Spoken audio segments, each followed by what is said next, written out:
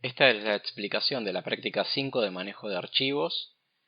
Van a ver que algunas de las funciones que vamos a usar en esta práctica son similares o incluso las mismas que las que usamos en la práctica 2, donde vimos cómo leer y escribir desde teclado y hacia la pantalla. Y en este caso lo que vamos a hacer es usar esas funciones y otras más para leer y escribir archivos de texto y archivos binarios, como puede ser un archivo de registros, un archivo de imagen o un archivo con la estructura que a ustedes se les ocurra. Vamos a ver las formas de lectura y escritura de los archivos, vamos a ver cómo leer y escribir archivos por bloques y cómo leer y escribir en un archivo binario byte a byte. Antes de empezar a trabajar con archivos, vamos a ver algunos comandos que nos van a resultar de utilidad en esta práctica. Por ejemplo, el comando file nos permite saber de qué tipo es un archivo. Vamos a ver en la carpeta actual tenemos 3 archivos y si escribo file archivo.txt me dice que es un archivo de texto ASCII. Si hago file en el archivo por carácter.c me dice que también es un archivo de texto ASCII, que en particular es código fuente C. Y si hago file en el archivo por carácter me dice que es un archivo ejecutable en formato ELF de 64 bits. Básicamente es un ejecutable de Linux. El otro comando que vamos a ver es cat. Cat me permite ver el contenido de un archivo. Entonces si escribo cat archivo.txt me muestra el contenido de ese archivo. Si escribo cat de por carácter.c me muestra el contenido de ese otro archivo. Pero si hago cat de un archivo binario, como el ejecutable este, vamos a ver que muestra en la terminal algunos caracteres que son ASCII, porque sí, por más que el archivo sea binario, es posible guardar información ASCII combinada con información que no sea ASCII, pero además muestra unos cuantos símbolos que representan caracteres que no puede mostrar en pantalla. También muchos de estos espacios en blanco son caracteres que no puede mostrar en pantalla, y también en este caso puede ser que omita caracteres que no los muestre de ninguna manera, ni con un signo de pregunta ni nada, pero que haya más bytes de los que realmente está mostrando en pantalla. Así que cat resulta útil para ver archivos de texto, pero si queremos ver archivos binarios no tanto. Para ver esos archivos binarios lo que existe es una herramienta que se llama xdump, o también de forma más corta hd, que recibe como argumento el nombre del archivo y nos va a mostrar distintas columnas. La primera columna, vamos a ir más hacia arriba, la primera columna es la dirección, es decir, en qué posición del archivo está posicionado para mostrarnos estos datos. Estas columnas son el contenido del archivo codificado en formato hexadecimal. Cada una de estas posiciones va a ser un byte. Cada par de dígitos hexadecimal va a ser un byte del archivo. Y por último, esta columna a la derecha, entre pipes, entre barras verticales, lo que nos muestra es la codificación ASCII del contenido que está acá. Así que podemos interpretar los datos de ese binario, visualizarlos para poder interpretarlos con el comando hd. Si no cuentan con el comando hd, muy probablemente tengan el comando xdump. Para usarlo de forma similar tienen que poner xdump -c mayúscula y el nombre del archivo, y les va a mostrar la misma salida que les mostré recién con hd. Se pueden leer y escribir archivos, por ejemplo, de a un carácter o de a un byte usando fgetc y fputc, que son como el getc y el putc que vimos para entrada-salida estándar, para teclado y para pantalla, solo que estas funciones reciben un argumento más, que es una variable de tipo file asterisco, puntero file, que indica en qué archivo tienen que escribir o desde qué archivo tienen que leer. También podemos leer por línea con el fgets, que lo vimos como un reemplazo más moderno y mucho más seguro al gets para leer una línea completa desde el teclado. Bueno, en este caso, en lugar de pasar como argumento stdin para leer desde el teclado, le vamos a pasar también una variable que representa un archivo abierto para leer una línea completa. Y el fputs, que es similar al puts que imprimía en pantalla, solo que esta vez vamos también a escribir en un archivo. Vamos a ver un par de funciones nuevas, fread y fwrite, que nos dejan leer y escribir bloques de datos de un archivo, donde un bloque no es más que una secuencia de bytes. Podemos leer de un byte, de a 20, de a 1000, de a lo que precisemos. Entonces con fread y fwrite, si precisamos leer registros que cada uno tiene 100 bytes, podemos leerlo de a 100 bytes. O escribir de a 100 bytes en el caso del fwrite. Veamos un ejemplo. Para leer de a un carácter desde un archivo, lo primero que tenemos que hacer es abrirlo en modo lectura. Para eso podemos usar la función fopen, que recibe como primer argumento el nombre del archivo que queremos abrir y como segundo argumento el modo en el cual lo queremos abrir. En este caso, indicando con la letra R en el modo, lo que decimos es que queremos abrir este archivo como un archivo de texto en modo solo lectura. Fopen nos va a devolver un puntero a una estructura que representa el archivo abierto y en caso de error nos va a devolver un null. Luego abajo, en este caso, estamos leyendo hasta el fin de línea o hasta el fin de archivo, como hacíamos cuando leíamos desde el teclado, e imprimiendo en pantalla el resultado de leer el archivo. En este primer ejemplo vamos a ver cómo leer un archivo de texto de a un carácter. Para empezar tenemos que, como siempre que trabajemos con archivos o con entrada-salida, incluir stdio.h, que nos va a traer los encabezados del fopen, del fgetc, del putchar y también la declaración del tipo file. Además va a traer la definición de la macro eof. El primer paso para trabajar con archivos va a ser declarar una variable de tipo puntero a file y abrir el archivo usando fopen. Fopen, como ven, recibe dos argumentos. El primero es el nombre del archivo que queremos abrir. En este caso le pusimos extensión .txt para indicar que es un archivo de texto al usuario, pero el fopen ignora esta extensión. Este archivo podría llamarse archivo, archivo.bin, archivo.exe y ser de texto y manejarlo como un archivo de texto normalmente con el fopen. El fopen ignora la extensión del archivo, no le importa. Acá lo pusimos por convención en .txt, pero ustedes pueden poner la extensión que sea y trabajarlo como archivo de texto. El segundo parámetro es el modo. Acá estamos indicando que queremos abrirlo como modo solo lectura y como un archivo ASCII. Luego, para leer cada carácter lo utilizamos de la misma forma que con el getChar.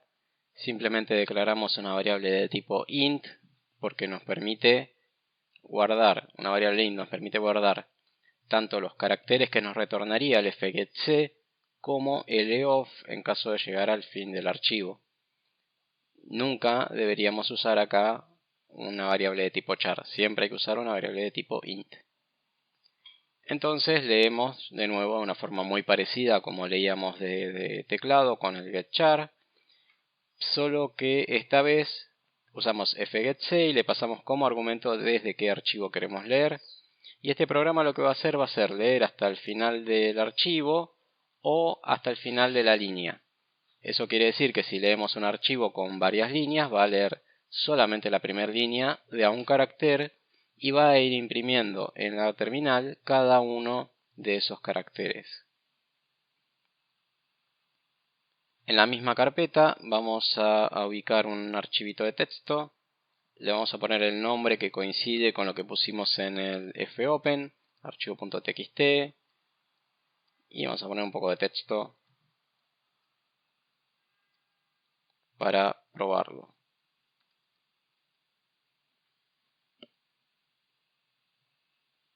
Compilamos el programa.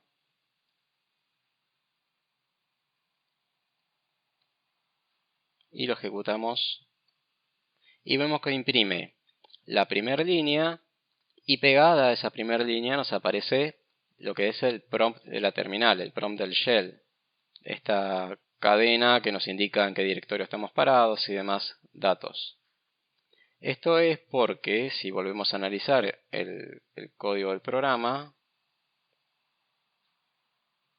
volvemos a ver el código del programa, el programa va leyendo de un carácter e imprimiendo en pantalla, pero cuando encuentra el fin de línea, el programa termina y no imprime el fin de línea.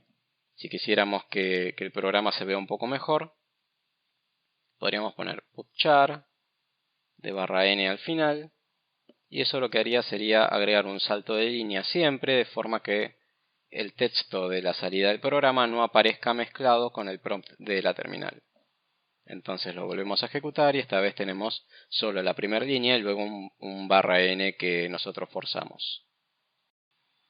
La otra opción que tenemos es leer de una línea completa. Para eso tenemos la función fgets que habíamos usado para leer desde teclado, donde le pasamos un arreglo con tamaño suficiente y fgets va a leer dentro de ese arreglo la línea.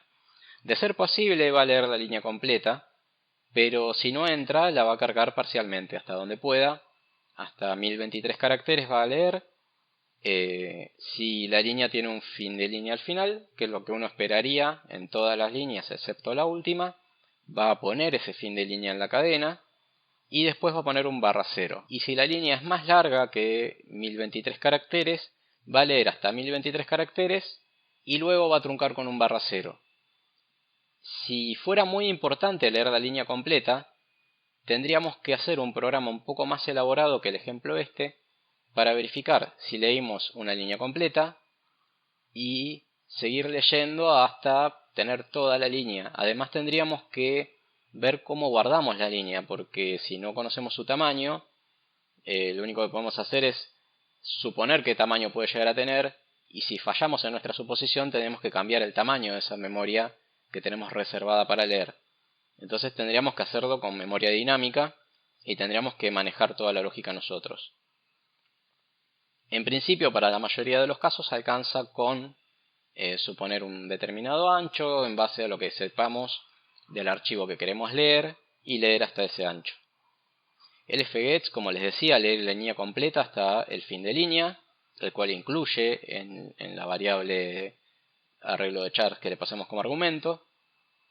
La última línea de un archivo puede no tener /n, eso es normal. A veces lo tiene, a veces no, depende de cómo se escribió el archivo. Y bueno, el hecho de que no haya un /n al final de una línea nos indica dos cosas. O es la última línea del archivo, o la línea que se intentó leer no se pudo leer de forma completa. Que es lo que les decía recién, si es muy importante leer la línea completa, hay que validarlo si pudimos lograrlo en la primera lectura con fgets, y si no hay que ir haciendo todo un manejo de la memoria, ir llamando fgets repetidamente hasta tener la línea entera. Esto es un poco lo que plantea el ejemplo que está en pantalla. Fíjense que usamos memoria dinámica con malloc, se alocan 1024 caracteres. También vamos a tener una variable auxiliar de tipo puntero, que nos va a indicar a dónde vamos a leer los caracteres desde el archivo. Y luego vamos invocando fgets, pasándole esta variable auxiliar. Y por ejemplo, la primera vez vamos a intentar leer hasta 1023 caracteres más el /0 desde el archivo f, que vino por argumento. Y bueno, dentro del while lo que vamos a hacer es preguntar si pudimos leer la línea completa. ¿Cómo sabemos esto? Bueno, si mandamos a leer 1023 caracteres y la cadena tiene menos de 1023 caracteres, entonces se leyó la línea completa. ¿Por qué? Porque, bueno, sobró espacio. En cambio, si la cadena tiene exactamente 1023 caracteres y además el último carácter de la cadena, el carácter 1022, porque en el carácter 1023 está el /0, si en el carácter con el índice 1022 está el /n, también significa que leímos la línea completa y entró justo en el arreglo. En cualquiera de esos dos casos, sabemos que la línea está leída de forma completa y podemos retornar esa memoria que alocamos originalmente porque sabemos que tiene la cadena completa. Si no sucede esto, si no se cumple que hayamos leído la línea completa, lo que vamos a tener que hacer es agrandar la memoria alocada. O sea, si antes teníamos 1024, ahora vamos a querer tener un poco más. Por ejemplo, la longitud de la cadena más 1024 bytes más. Lo podemos hacer con el realloc. Y vamos a actualizar la variable auxiliar que nos indica a dónde leemos el contenido de la cadena. Lo vamos a actualizar para que esta variable auxiliar apunte hacia el final de la vieja cadena. O sea, la vieja cadena estaba llena, tenía 1023 caracteres, así que PTR ahora va a apuntar al principio de la memoria alocada más 1023. Eso lo que va a lograr es que la próxima vez que leamos con fgets, agreguemos los caracteres que vamos leyendo al final, siempre al final de la cadena, así la vamos armando completa. Y de nuevo vale el mismo chequeo para ver si se leyó el pedacito de línea que faltaba todo completo o hace falta volver a realocar, volver a incrementar PTR y seguir iterando. En caso de que fgets devuelva null, puede significar que hubo un error o que se llegó al fin del archivo y no se leyó nada nuevo. Podemos verificar si hubo un error con la función ferror, que recibe como argumento la variable de tipo file. Y bueno, si hubo un error podemos liberar la memoria que alocamos. Acá esto está mal, no debería ser ptr, sino que debería ser mem. Hacemos free de mem y retornamos null. ¿Por qué? Porque no pudimos leer nada o no pudimos leer la cadena completa, entonces liberamos toda la memoria que hayamos alocado y retornamos un null. En caso de que se haya leído la cadena completa y no hubo error, entonces podemos retornar la memoria alocada con la línea entera del tamaño que sea. Como ven, es engorroso leer líneas de esta forma, requiere mucho trabajo manual, definir nuestra propia función, debuguearla, ver que funcione todo bien. Pero por suerte existe una alternativa, que es la función getLine, que está implementada en la librería C de GNU, no en la librería estándar, sino en la versión de GNU específicamente, que tiene como ventaja que aloca memoria por nosotros, hace algo muy parecido a lo que les mostré en la función de recién, nos garantiza que siempre va a leer la línea completa, pero bueno, la desventaja es lo que les decía, no es estándar, así que para usarla tenemos que estar seguros de que nuestro programa va a ser compilado en un entorno donde se encuentre la librería C de GNU. Como nosotros estamos trabajando en un entorno Linux con GCC y glibc, podemos usarla sin problemas. Para utilizar esta librería tenemos que incluir el stdio.h, pero antes de incluir el stdio.h tenemos que definir una macro con un nombre especial. Esta macro es -gnu-source. Esto lo que va a hacer es habilitar el prototipo de la función adentro de stdio.h. Si no ponemos el define-gnu-source, al compilar el programa tenemos que usar los flags "-std igual GNU89 o GNU11 o lo que sea, lo que nos logre habilitar las extensiones de GNU. En cambio, si compilamos usando "-std igual C99 o C11, que son flags que indican que el compilador debe tratar de seguir lo más posible el estándar de C, el preprocesador no va a encontrar la definición del getLine. Así que es importante poner siempre el define-gnu-source antes de hacer el include de stdio, si queremos usar getLine, de forma de garantizarnos que, sea cual fuera el argumento que se le pase a GCC, el programa compile. GetLine recibe tres argumentos. El primero es la dirección de memoria de un puntero a char. Acá, como ven, está la variable mem, de la cual saco la dirección de memoria con ampersand, y esa mem a su vez es un puntero a char que inicialicé en null. La segunda variable que recibe es tam, que es de tipo sizeT. ¿Qué es el tipo sizeT? Simplemente es un tipo de datos que indica el tamaño de algo en bytes. Es un tipo de datos sin signo, es decir, son solamente el 0 y números positivos. Va a recibir la dirección de memoria de esta variable tam. Y por último va a recibir algo de tipo file asterisco, un archivo, los datos de un archivo abierto. Acá indicados con el argumento arch.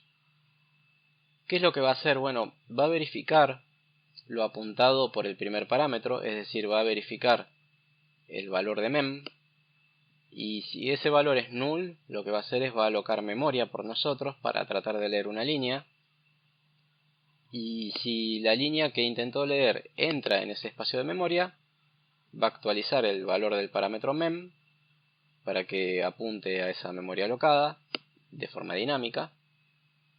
Va a actualizar el valor de tam para que haga referencia a cuántos bytes se alocaron, cuántos bytes hay disponibles en mem, que pueden ser más de los necesarios. Y va a retornar cuántos caracteres pudo leer. Si leídos nos retorna -1, es que ocurrió algún error o llegó al fin de línea. Y si no, nos va a devolver cuántos caracteres pudo leer efectivamente, y bueno, todo alocado en mem. Como lo que aloca en mem está alocado de forma dinámica, tenemos que recordar, después de usar getLine, liberar esa memoria antes de que el programa termine. Otra forma de utilizar el getLine es pasarle en mem una variable que ya tenga memoria alocada de forma dinámica. Lo que va a hacer getLine en ese caso es intentar usar el espacio ya alocado, y si no es suficiente, alocar más memoria. En caso que pasemos como primer argumento a getLine la dirección de memoria de un puntero que apunta a su vez a memoria alocada de forma dinámica, también tendríamos que poner en tam cuántos bytes hay alocados para ese buffer. getLine, si puede usar ese buffer sin agrandarlo, lo va a usar, y si tiene que agrandarlo, lo va a agrandar y va a actualizar el valor de tam. Todas estas operaciones que estuvimos viendo sirven principalmente para trabajar con archivos de texto. Pero como les dije, también se puede trabajar con archivos binarios usando funciones parecidas u otras nuevas también. En el caso, por ejemplo, que quisiéramos leer un archivo binario byte por byte, lo que tenemos que hacer es abrir el archivo con fopen como siempre, pero esta vez indicando el flag b larga. Vamos a tener el R para abrirlo en solo lectura y la b larga para indicar que el archivo es binario, por lo cual los datos del archivo no pueden ser alterados de ninguna manera por la libc sin que nosotros nos enteremos. En caso que abramos un archivo sin usar el flag "-b", no está garantizado que los bytes que vayamos leyendo sean literalmente los que están en el archivo. Entonces, siempre que trabajemos con archivos binarios, vamos a poner la B para que el archivo no se corrompa.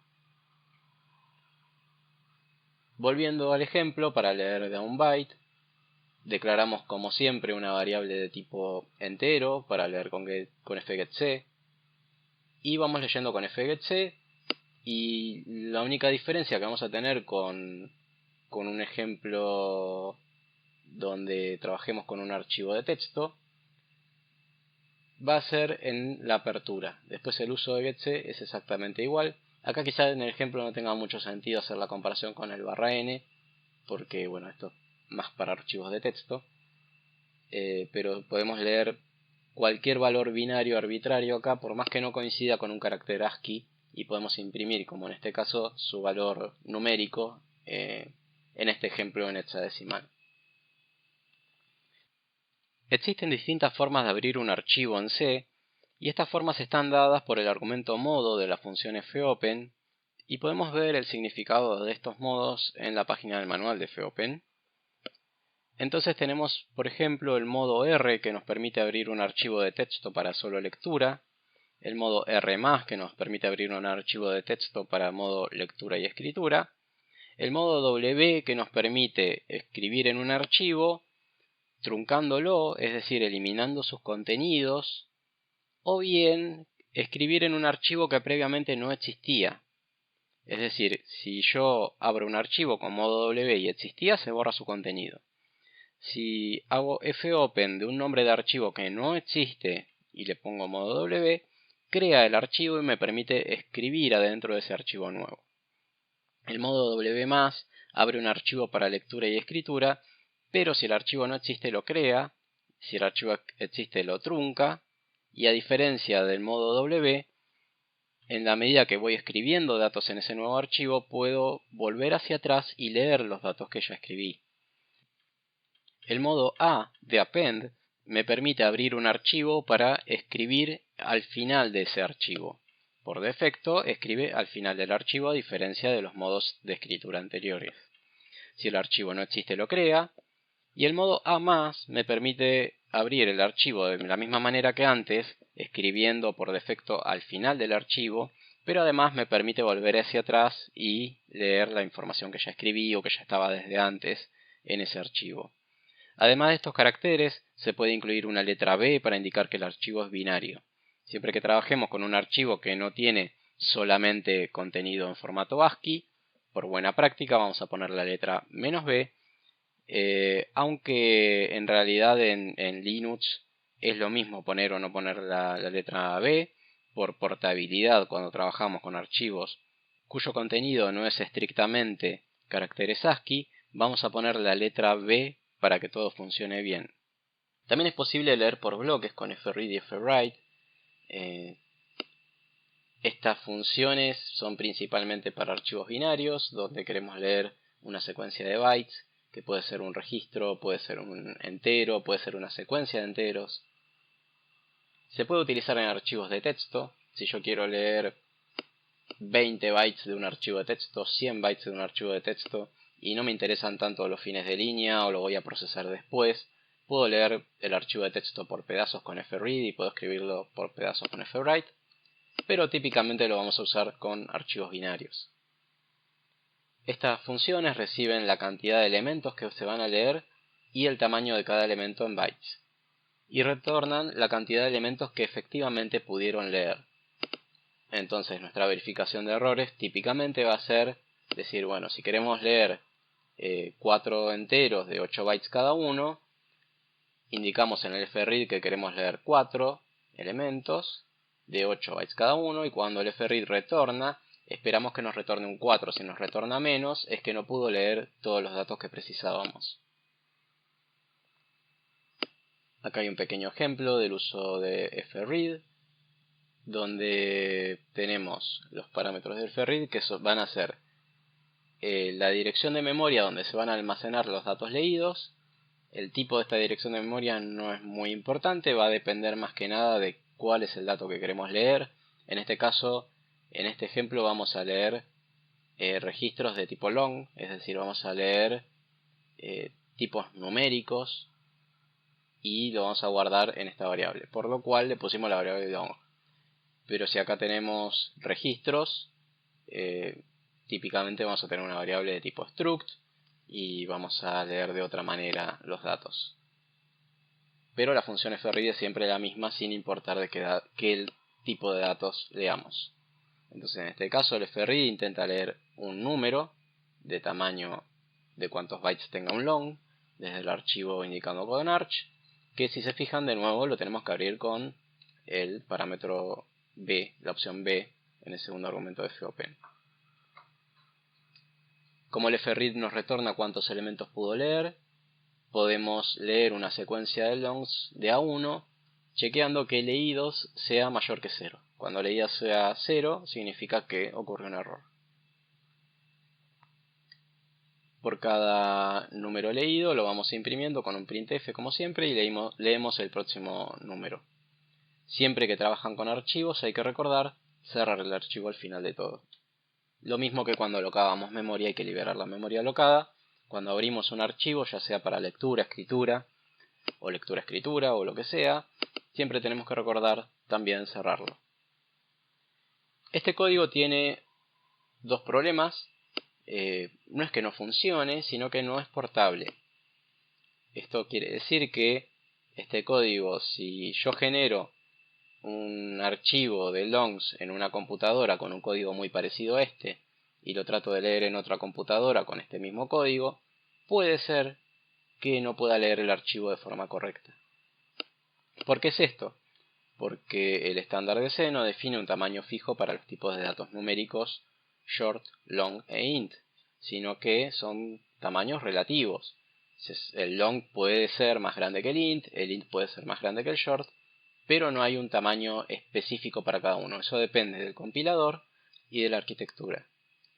El otro problema es el orden de bytes, el endian.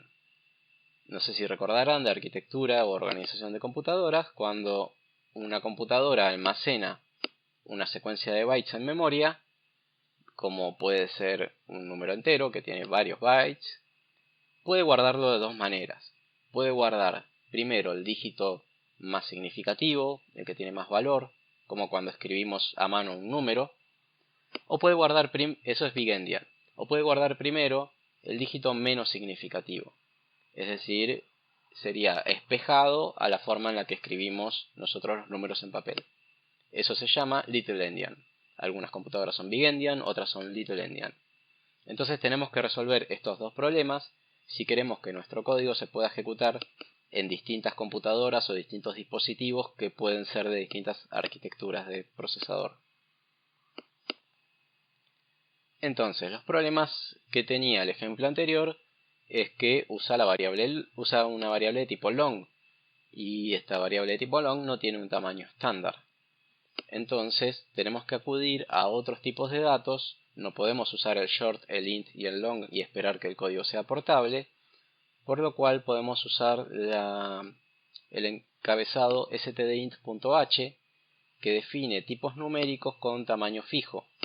Y en este caso nos provee el int 32t, por ejemplo, que es un entero con signo de 32 bits, el uint 32t, que es un entero sin signo de 32 bits, el int 64t y demás de distintos tamaños, donde el tamaño está garantizado sin importar la arquitectura, que se va a respetar.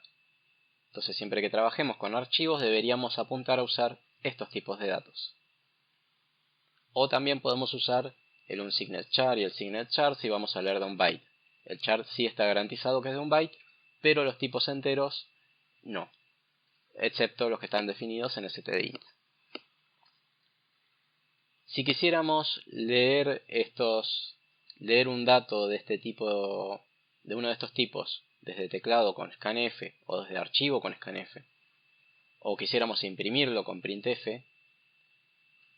ya no nos valen los formatos que usábamos antes. El %d, el %l, ya no nos sirven porque estos son otros tipos de datos, por lo cual tenemos otro encabezado que define el formato para imprimir o leer cada una de estas variables. Entonces, cuando antes poníamos %d para imprimir en formato decimal una variable de tipo int, ahora tenemos que poner %, cerrar las comillas de la cadena, pri de 32, abrir comillas para que siga la cadena y seguir con el resto del contenido. Esto nos va a permitir imprimir variables de tipo int32t, por ejemplo. Ahora lo vamos a ver en un ejemplo en la consola para que se aclare cómo es el funcionamiento de esto. Pero básicamente lo que tienen que entender es que estos valores en int types son macros que se corresponden a alguna cadena de formato que nos permite trabajar con las variables definidas en stdint.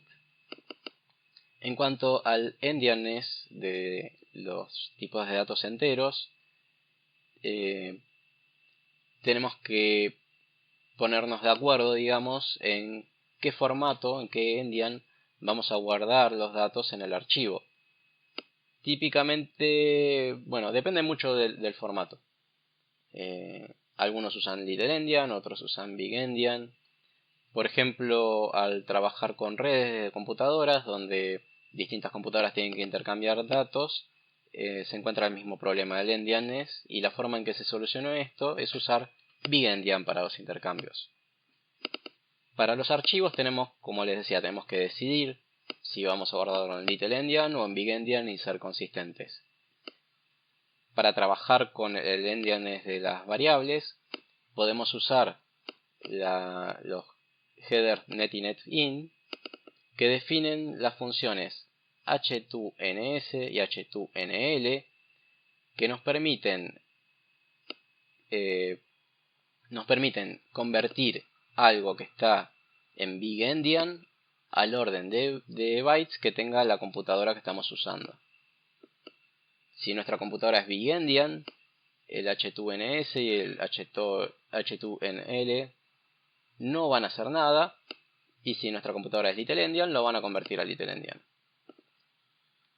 Y por el contrario, para convertir del orden de bytes que tengamos en nuestra máquina, sea cual fuere, a Big Endian, están las funciones inversas, N2HS y N2HL. La diferencia que tienen, la que termina en S con la que termina en L, es el tamaño del entero que van a modificar. Por último, y sobre todo si trabajamos con archivos binarios, a veces es útil saltar a una posición distinta del archivo. Lo que vimos hasta ahora es acceso secuencial a los archivos, donde vamos leyendo byte por byte o línea por línea o bloque por bloque y avanzando sucesivamente en el archivo. Pero a veces precisamos volver a una posición anterior o saltar a una posición que está más adelante, y para eso tenemos dos funciones que son muy útiles, que son el ftel, que recibe como parámetro el archivo abierto y nos devuelve un número entero que representa la posición en bytes desde el principio del archivo en la cual estamos posicionados. Por ejemplo, si abrimos un archivo y escribimos en él 10 bytes, el ftel nos va a decir 10. Si recién abrimos un archivo y no hicimos nada, nos va a decir 0. Y también tenemos una función para cambiar la posición en la cual estamos ubicados. Eso nos va a permitir poder leer o escribir determinados datos sin recorrer todo el archivo. Si sabemos que tenemos que ir a la posición 1024 del archivo para escribir un dato especialmente ahí y no precisamos modificar el resto del archivo, podemos usar fseek para, después de que abrimos el archivo, saltar a la posición 1024. El fseek recibe tres parámetros. Uno es el archivo abierto, el otro es el desplazamiento, es decir, cuántos bytes hay que moverse, y el otro es el origen. El desplazamiento puede ser negativo, es decir, si yo le indico un determinado origen, que ahora vamos a ver cuáles son, y quiero moverme 10 bytes hacia atrás de ese origen, es posible hacerlo. Origen es una macro que tiene tres valores posibles. Puede ser seekset, que es relativo al comienzo del archivo. Entonces si ponemos acá como argumento seekset y ponemos desplazamiento 5, se va a mover a la posición 5 del archivo. Seekcur es relativo a la posición actual en el archivo. Es decir, calcula la posición actual como hace el ftel, y el número que le indiquemos acá en desplazamiento, lo que va a hacer es moverse, si le ponemos un 5 por ejemplo, 5 bytes hacia adelante de la posición actual en la que estamos. Si ponemos un número negativo, va a volver 5 bytes hacia atrás. Y el seekend es la posición relativa al fin del archivo. En este caso van a tener más sentido usar desplazamientos 0 o negativos. Entonces si ponemos seekend como origen y ponemos desplazamiento en 0, lo que va a hacer es saltar hacia el final del archivo. En cambio, si ponemos un número negativo, por ejemplo menos 5, lo que va a hacer es, del final del archivo, volver 5 bytes para atrás y nos va a posicionar ahí. Supongamos que se desea generar un archivo binario cuyo contenido sean números enteros, uno atrás del otro. Una primera aproximación que podríamos pensar sería un código de este estilo, donde se abre el archivo con el modo WB larga para crearlo y para que se maneje en formato binario, y luego hacer un for que vaya iterando sobre una variable entero sin signo en este caso, y vaya escribiendo en el archivo cada uno de estos enteros. Esta solución, que en principio parecería funcionar correctamente, y de hecho nos va a generar un archivo con números enteros en formato binario, tiene un problema. El problema es que no es portable. Eso quiere decir que depende de dónde compile este programa, me va a generar archivos de tamaño diferente y con registros distintos. Porque el tamaño del unsigned int, al igual que el del int, el del long y el del short, no está estandarizado, no tienen un tamaño fijo en bytes. Esto depende del compilador, del sistema operativo, de la arquitectura. Vamos a empezar probando esta primera aproximación a ver qué archivo nos genera y cómo podemos ir mejorándola de forma de tener un programa que genere archivos de forma portable y que esos archivos se puedan compartir y que se puedan acceder desde otras máquinas que lo accedan con programas compilados con otros compiladores en otras arquitecturas y demás. Primero vamos a compilar este programa. -wall, -o enteros, enteros.c. Si ejecutamos este programa, nos muestra que el tamaño de un entero para esta implementación en particular es de 4 bytes y además nos genera un archivo. El archivo se llama archivo con enteros y podemos analizarlo con la herramienta etcdump, así que podemos ver su contenido. Y archivo con enteros tiene 4 bytes en 0, que se corresponden con el primer número grabado, 4 bytes con un 1, que se corresponden con el segundo número, el 2 y el 3. Si hay algo que no tan raro acá en estos números, es que están a priori como uno se imaginaría, como uno escribiría los números en un papel, están al revés. Están primero los dígitos menos significativos y luego los más significativos, que en este caso son todos ceros. Esto es porque la computadora donde programé y ejecuté este programa es Little Endian. Es una computadora con un procesador Intel que tiene la característica de guardar primero los dígitos menos significativos cuando uno guarda palabras, cuando uno guarda secuencias de bytes. Si yo guardara una cadena, que son bytes todos individuales, no tendría ese problema. Pero si guardo una palabra, como es un número que está compuesto por varios bytes, ocurre esto de que se ordenan los bytes de tal manera en la memoria y luego en el archivo que primero quedan los dígitos menos significativos. Entonces, en este programa, que a priori funciona, para mejorarlo y hacerlo portable, tenemos que corregir un par de cosas.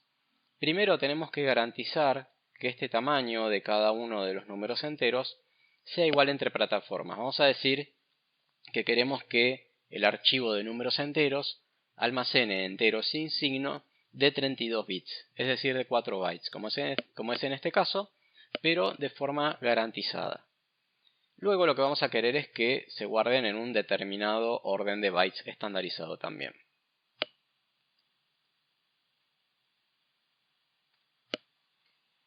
Para almacenar los enteros de una forma que nos garantice que cada uno de esos enteros ocupe 4 bytes, podemos utilizar los tipos de datos definidos en stdint, como es el int32t para este caso, que es un entero sin signo de 32 bits, siempre de 32 bits, no importa la arquitectura.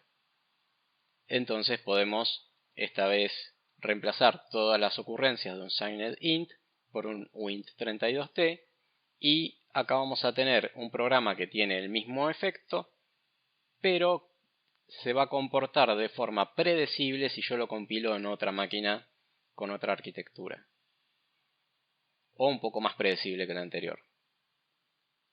Si compilamos este programa, vamos a ponerle enteros stdint y enteros stdint. Y lo ejecutamos, va a reemplazar el archivo con enteros. Y si lo vemos con etcdump, vamos a ver que está exactamente igual. Está exactamente igual, pero nuestro código es mejor. Nuestro código es un poco más portable. Ahora nos quedaría definir con qué orden de bytes vamos a guardar, o con qué orden de bits vamos a guardar los números enteros. Para el intercambio de datos entre computadoras que están en una red, se tiende a usar el orden de bits big endian, es decir, primero los dígitos más significativos. Así que vamos a usar ese. Pero esta elección depende de qué formato de archivo queremos abrir, o queremos escribir, o queremos leer. Hay formatos de archivo que ya están estandarizados y dicen los registros van en Little Endian. Otros formatos de archivo dicen los registros van en Big Endian. Bueno, acá estamos definiendo nuestro propio formato y vamos a decidir guardarlos en BigEndian. Podríamos alternativamente guardarlo en LittleEndian o lo que quisiéramos, pero vamos a elegir guardarlos en BigEndian siempre, independientemente de la arquitectura del procesador sobre la cual se compile y se ejecute el programa. Podemos ver en el ejemplo cómo realizar esta operación. Para cambiar el endian es de los números enteros antes de guardarlos, precisamos una de estas funciones como HTOBE32. Ahora vamos a ir al significado de esa función y está declarada en endian.h. Pueden ver, si escriben man endian, pueden ver toda la familia de funciones que les permite transformar números de distintos tamaños a distintos formatos de endian. Si volvemos al ejemplo, esta función lo que hace es recibir un número entero sin signo de 32 bits que esté en el endian del equipo host, o sea, cual fuera mi endian, es decir, toma un número entero que si en mi máquina está en LittleEndian, bueno, lo toma en LittleEndian, que si mi máquina es BigEndian porque es una arquitectura medio rara, ahí va un BigEndian como entrada. La salida va a ser en BigEndian, por eso la B de BigEndian.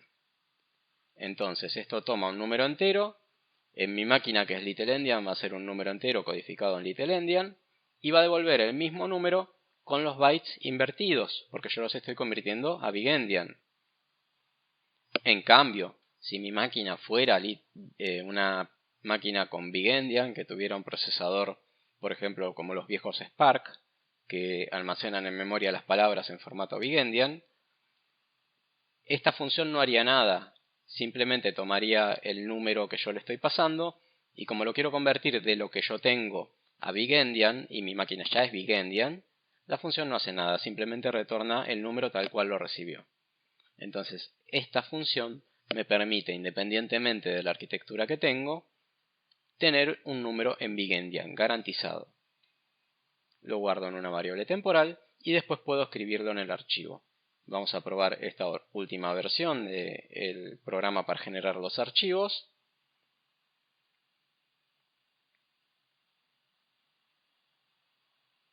Agregamos end para indicar que es la versión que tiene corregido el tema del endianes y compilamos. Ahora si vemos el archivo generado, que de nuevo tiene el mismo nombre, vamos a ver que esta vez el formato del archivo es distinto. Los números se guardan en la forma en la que uno los escribiría en un papel. El 0 obviamente no tiene diferencia, pero el 1, que está en los siguientes 4 bytes, se escribe como si estuviera en un papel. El 1 está al final en lugar de estar al principio. Esto es BigEndian. Por último, si quisiéramos leer este archivo, tenemos que tener en cuenta todas estas consideraciones que tuvimos al escribirlo. Así que para leer este archivo lo abrimos de nuevo con el modo RB. Bueno, no de nuevo, lo escribimos con W, B y ahora lo leemos con RB. Y vamos leyendo en una variable de tipo uint32t estos valores que están guardados en el archivo, pero como están guardados en el archivo en formato BigEndian, y mi computadora puede ser BigEndian o puede ser LittleEndian, tengo que transformarlos. Yo sé que están en BigEndian, lo tengo que transformar a lo que yo preciso. Para eso existe la función inversa a la anterior, que es be to h32. Convierte de BigEndian hacia lo que yo tengo en mi máquina para un entero sin signo de 32 bits. Es la operación inversa a la anterior. De nuevo, mi máquina es LittleEndian. Yo sé que el número que recibo como argumento está en BigEndian, así que esta función lo que va a hacer en mi máquina es invertir el orden de los bytes del número que recibió. Si estuviera compilando este mismo programa en una máquina Spark con BigEndian, lo que va a hacer esta función es nada. Simplemente va a recibir este número que está en BigEndian y lo va a retornar sin modificaciones porque mi máquina ya es BigEndian. Por último, para imprimirlo, no podemos usar %d e imprimir el número y ya, o %u como sería en este caso, ya que no tiene signo. En este caso, como no sabemos qué correspondencia tienen las variables uint32 respecto a los tipos int, unsigned, long y short, lo que tenemos que hacer es usar una macro que se nos provee en el encabezado int_types, que dicho sea de paso lo tenemos que incluir, include int_types.h. Esta macro tiene el formato necesario para imprimir una variable de tipo uint32t, sea cual fuere el formato. Después puede ser que el formato sea una U, puede ser, pero viene definido ahí y debería usarlo de esa manera para que mi programa sea portable de nuevo. Esto de poner una cadena de esta manera y luego esta otra macro que adentro tiene una cadena y luego una cadena de esta manera, lo resuelve el compilador pegando todas las cadenas como vimos anteriormente y formando una sola cadena.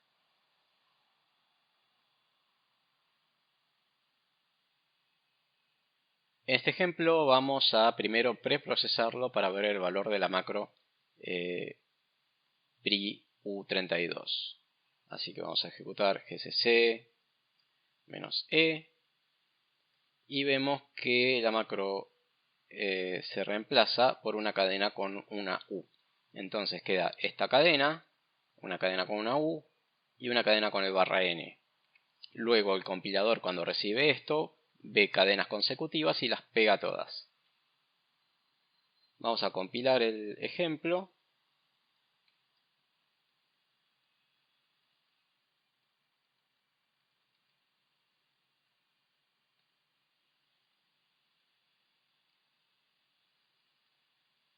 Tengo un error al escribir el nombre de esta función. Vamos a ver. Simplemente puse mal el orden del número. Vamos a corregir la función, enteros leer, y va a ser be32toh.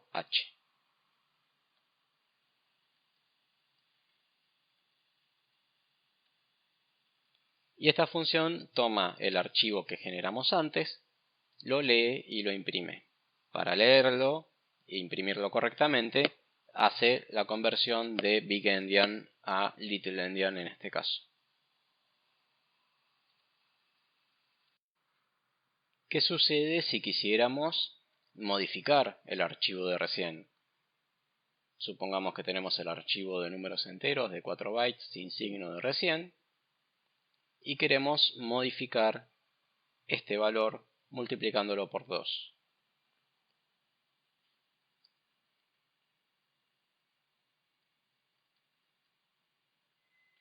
Igual que antes tenemos que abrir el archivo con fopen usando b larga en el modo, pero esta vez vamos a abrirlo como modo lectura-escritura, porque tenemos que leer el valor viejo que estaba en la posición 3 y tenemos que escribir un nuevo valor. Luego precisamos adelantarnos en el archivo, precisamos posicionarnos. Esa operación se llama seek y lo realiza la función fseek en este caso, que recibe el archivo, recibe el desplazamiento en bytes que queremos corrernos y recibe el punto de origen desde el cual queremos corrernos. Esta invocación de fseek lo que hace es, a partir de la posición inicial del archivo del byte 0, se desplaza 2 veces el tamaño de un uint32 para posicionarse en el tercer registro de nuestro archivo. Leemos ese tercer registro.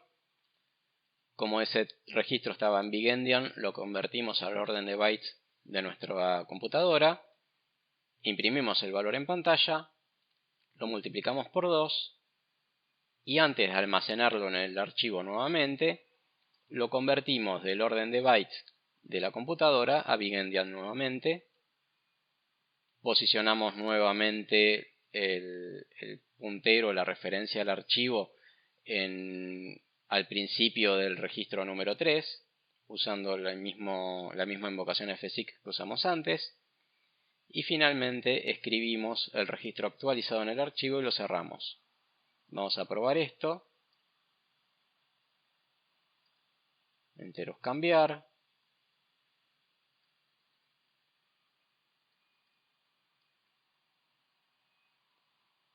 Dijo que se leyó un 2.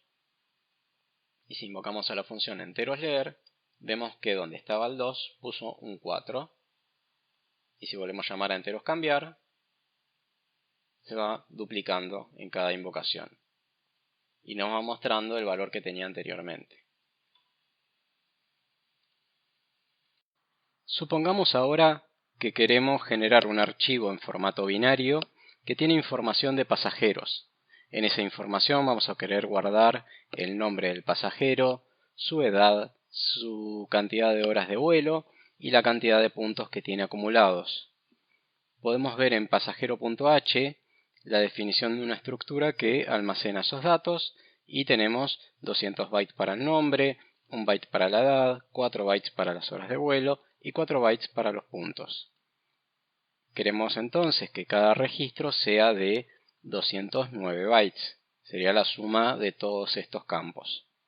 Vamos a ver cómo hacer un programa que genera un archivo con estos registros y cómo leerlos después.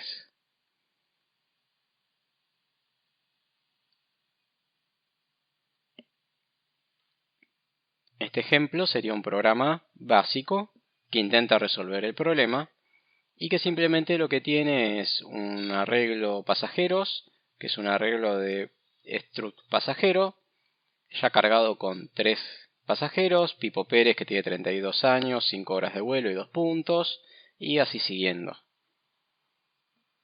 En el programa principal abrimos el archivo con el modo W para crearlo, el modo B porque indicamos que es un archivo binario, y elegí ponerle en este caso la extensión .db para dar la idea de una base de datos, pero como siempre digo, la extensión es algo opcional y puede ser cualquier cosa. En este caso, una vez abierto el archivo, iteramos en el arreglo de pasajeros y escribimos el struct al archivo, todo completo. Vamos a ver qué contenido tiene el archivo generado.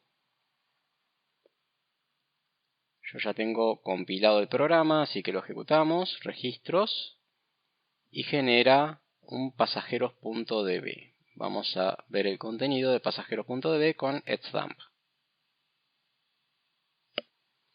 Vemos que pasajeros.db empieza con el nombre, después tiene un montón de bytes en 0, hasta esta posición donde tiene la edad, que eran 32 años, que se codifican en hexadecimal como 20, y aquí esperaremos encontrar la cantidad de horas de vuelo. Sin embargo, encontramos ceros. Encontramos que usa 4 bytes para representar la edad, si bien la declaramos como un entero de 8 bits, debería ocupar un solo byte. Vemos entonces que la edad ocupa 4 bytes, al igual que la cantidad de horas de vuelo y al igual que la cantidad de puntos acumulados. Después de los puntos acumulados, que son estos primeros 4 bytes, vemos que ya arranca el siguiente registro con el nombre de la siguiente pasajera. ¿Qué está sucediendo acá? Lo que está sucediendo es que en memoria los structs en C pueden tener bytes de relleno. Si volvemos al punto H, pueden haber bytes de relleno para que las variables estén alineadas en memoria a un determinado tamaño de palabra.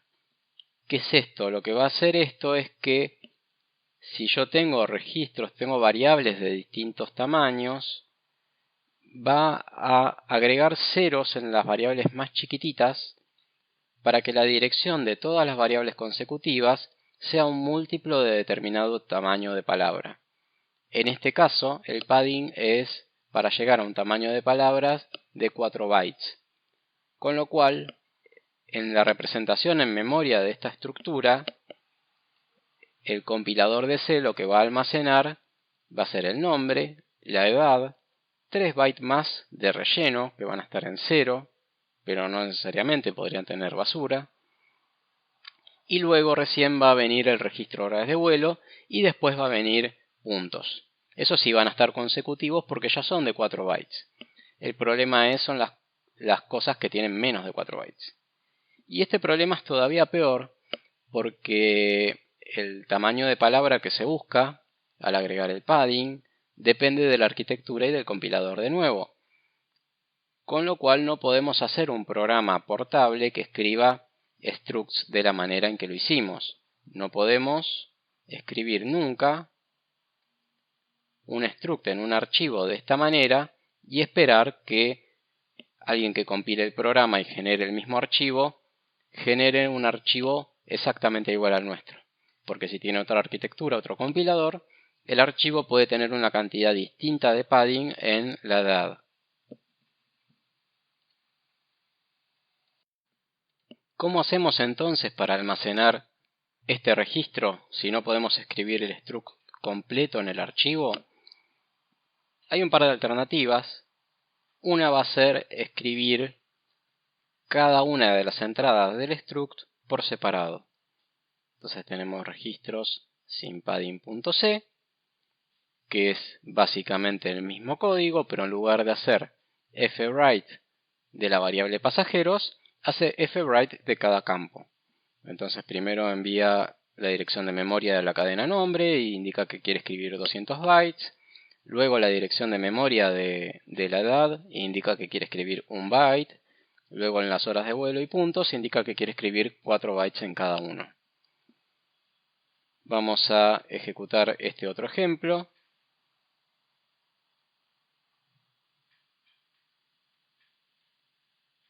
Y vamos a correr el comando etcdump de pasajeros.db. Esta vez el archivo es un poco más chico. Podemos ver que empieza de la misma forma.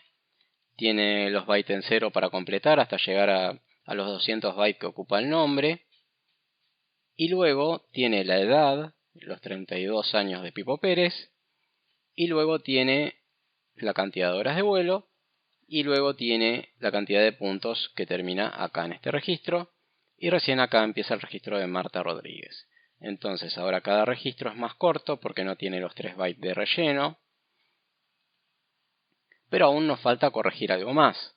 Este archivo claramente está en LittleEndian, pero por cómo hice el código, depende de dónde lo compile, va a generar archivos en LittleEndian o en BigEndian. Debería contemplar en el código en qué endianes va a estar cada uno de los números. Entonces una siguiente iteración de este código puede ser registros portable.c, que de nuevo hace un fwrite por cada uno de los campos, pero esta vez para horas de vuelo y puntos, que son los campos que ocupan más de un byte, porque nombre está bien, es un string, tiene 200 bytes, pero cada byte se escribe de forma independiente, individual. Edad lo mismo, ocupa un solo byte, pero horas de vuelo y puntos tienen 4 bytes cada uno, con lo cual al escribirse se aplica esa regla donde si estoy en una máquina LittleEndian se van a escribir primero los dígitos menos significativos.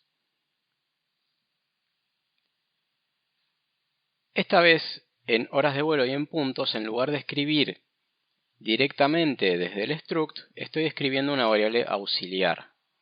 Declaro acá arriba esas variables auxiliares, horas de vuelo y puntos, y esas variables van a tener el resultado de convertir las horas de vuelo que estaban en el struct del orden de bits que tiene mi computadora, eso es la H, host, al orden de bits BigEndian. Convierto los dos a BigEndian y los escribo en el archivo. Si ahora ejecuto esta versión, registros portable, quiero que recuerden de la ejecución anterior que teníamos la edad y pegado estaba el dígito menos significativo de las horas de vuelo. Si ahora corremos esta otra versión que almacena los números en big endian siempre y corremos el let's dump del archivo, vamos a ver que tenemos la edad acá, y acá en lugar de tener el dígito menos significativo de las horas de vuelo tenemos el más significativo, y el menos significativo recién está por acá. Todo esto son las horas de vuelo, y todo esto, sin incluir este pedacito, son la cantidad de puntos.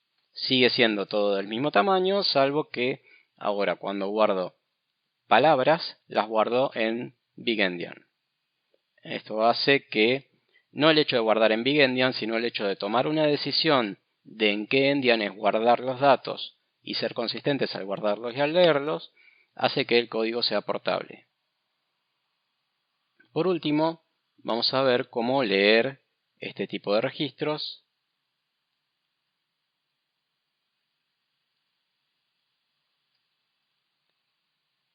Para eso le abrimos el archivo como modo solo lectura. Con la B indicamos que es un archivo binario. Y vamos a precisar una variable auxiliar donde vamos a cargar los datos. En este caso le puse pasajero de tipo struct pasajero. Para ir leyendo los registros vamos a hacer un while infinito en este caso y lo cortamos con un return cuando sea necesario. Y vamos a tener algunas variables auxiliares. Una variable de tipo sizeT que nos va a guardar cuántos registros leímos, donde un registro ahora va a ser cada campo del struct para nosotros. Una variable auxiliar horas de vuelo que nos va a servir para hacer esa conversión, cambiar de endian las horas de vuelo, y una para puntos para lo mismo.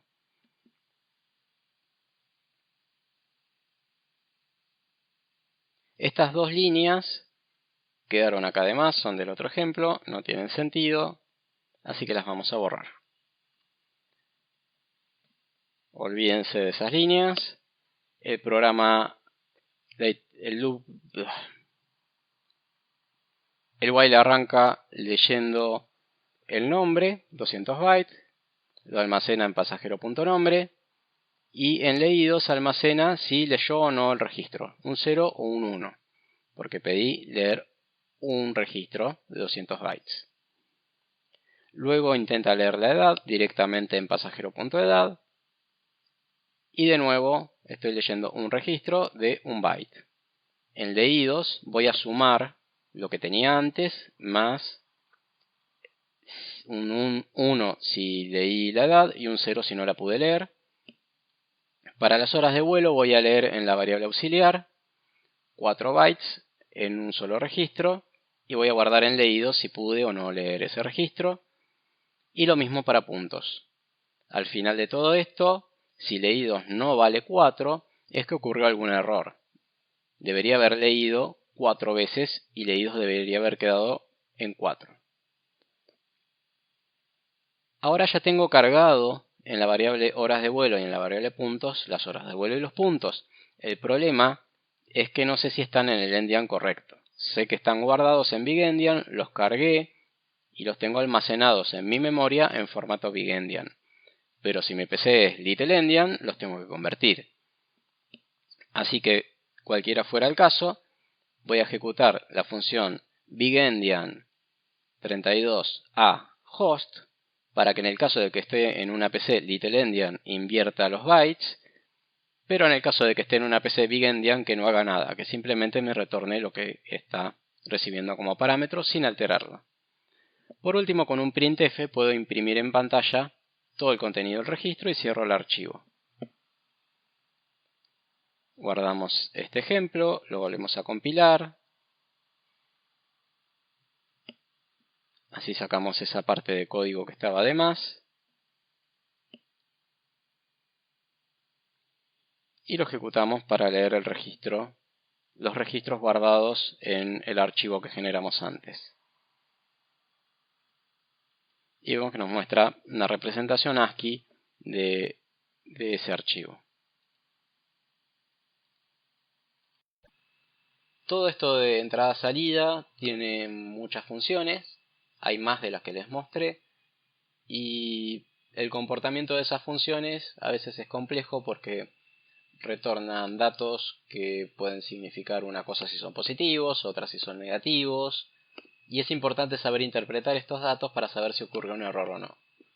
Por eso lo mejor es tener las man pages a mano y ante la duda recurrir a las man pages para entender cuál es el funcionamiento de estas funciones y qué otras funciones parecidas hay o qué otras funciones útiles existen para trabajar con archivos.